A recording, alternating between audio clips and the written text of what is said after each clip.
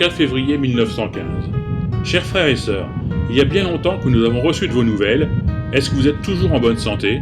Tant qu'à nous, ça va pour le moment. Je vous dirais qu'en ce moment, il y a un rude mouvement de troupes ici. La gare est consignée, ce sont des troupes du Nord et du Pas-de-Calais qui arrivent. Reims a été bombardé avec une intensité effroyable ces jours-ci. Dimanche, il y a eu 8 incendies et lundi, 3. Monsieur Terlin du tramway a été blessé grièvement par une bombe. A bientôt de vos nouvelles, je vous embrasse bien fort pour papa et maman.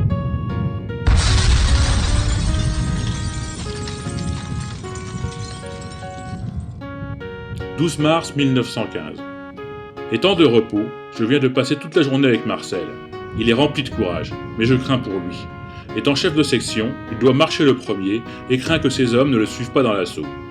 Son régiment est au repos pour 6 jours, je le reverrai demain à la gare. Bon souvenir à nos amis.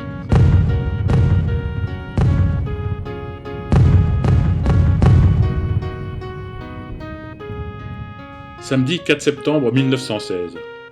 Chers camarades, quelques mots pour vous donner de mes nouvelles qui sont toujours très bonnes. J'espère qu'il en est toujours ainsi pour vous et aussi de tous les anciens copains d'atelier. Ici, les Boches sont assez commodes.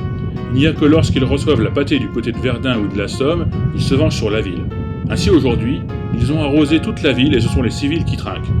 À quand la fuite de là-dedans? Le moral commence à baisser, il faudrait encore une permission pour le remonter un peu. Bien le bonjour ainsi qu'à tous les copains.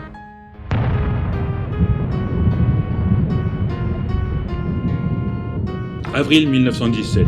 Me voilà arrivé à destination depuis 6 jours. Mon voyage s'est effectué sans incident.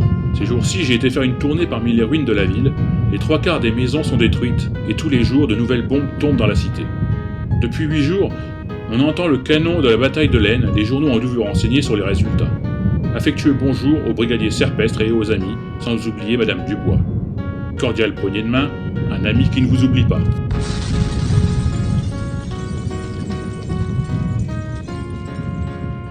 « 1er octobre 1917.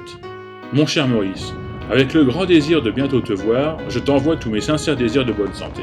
Et surtout et par-dessus tout, que tu effleures seulement le danger, sans en ressentir les atteintes. Cordiale poignée de main et amitié à ton père. »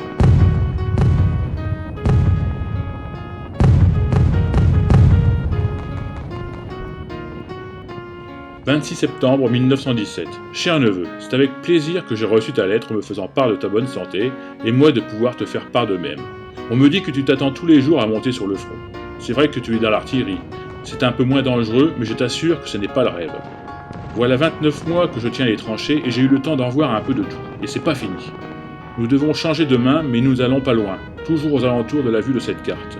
Tu me parles que j'avais eu une perme de 20 jours, en effet, mais je peux te dire que cette fois, j'avais rapporté un cafard qui a de la peine à me passer, car on voit que ce n'est pas encore près de finir.